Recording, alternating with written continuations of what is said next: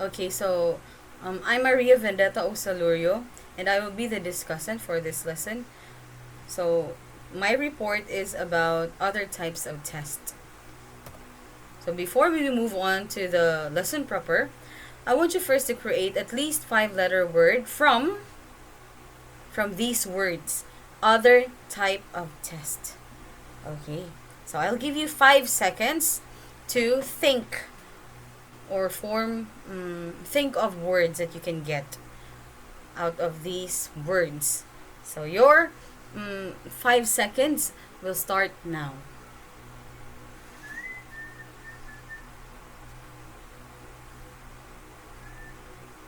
Okay, so time's up.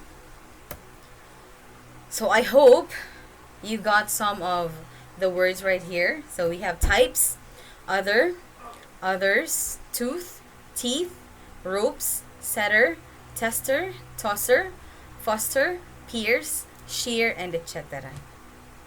Okay. Alright, so let's begin with the lesson proper. So in this lesson, we are going to talk about the norm reference test versus criterion reference test, non-standardized test versus standardized test, objective test versus subjective test, supply test versus fixed response test, individual test versus group test, mastery test versus survey test, speed test versus power test. So let's start with the norm reference test versus criterion reference test. So norm reference test is defined as when one student's performance are compared to what might normally be expected of other students. So for example, percentile ranks, grade equivalents, stanines, normal curve equivalents, scale scores. And it is useful for determining overall developmental level of a student with respect to others. And criterion reference is defined as when a student's performance is compared against a pre-established criterion or benchmark. So for example, written portion of the state driver's exam, advanced placement exams. And it is useful for mastery learning or competency-based assessment. So they are both, they have similarities. Okay, so they are both major ways of bringing meaning to test scores. They both compare one student's data to another result, and they are useful in interpreting assessment. And now let's go to non-standardized test versus standardized test. So non-standardized tests are used to assess students' individual performance in a classroom. They may be prepared by teachers and need not be standardized. Essays and oral presentations are examples. They may be used for the purpose of providing individual information about a student's skills and may serve as assessment for learning. The flexibility of non-standardized tests allows students to choose among several options how they will showcase their skills. On the other hand, standardized tests provide information on the percentage of students who attained a level of mastery in a subject in a given geographic area. Students' scores are compared to externally established criteria. NSAT, for example. I think NSAT stands for, it's somewhat the aptitude test. Okay, so NSAT, for example, tells us the average performance of high school students in a particular school. Standardized tests may also be used for diagnosing intellectual and neurological conditions like autism and other developmental delays. Special children may take individual but standardized tests. Results are compared to a standardized measure of disability or intelligence. Now, let's move on to the objective test versus subjective test. So, objective tests are so definite and so clear that a single definite answer is expected. So, they ensure perfect objectivity in scoring. It can be scored objectively and easily. It takes less time to answer than an essay test. On the other hand, subjective tests are generally easier and less time-consuming to construct than are most objective tests. Different readers can rate identical responses differently.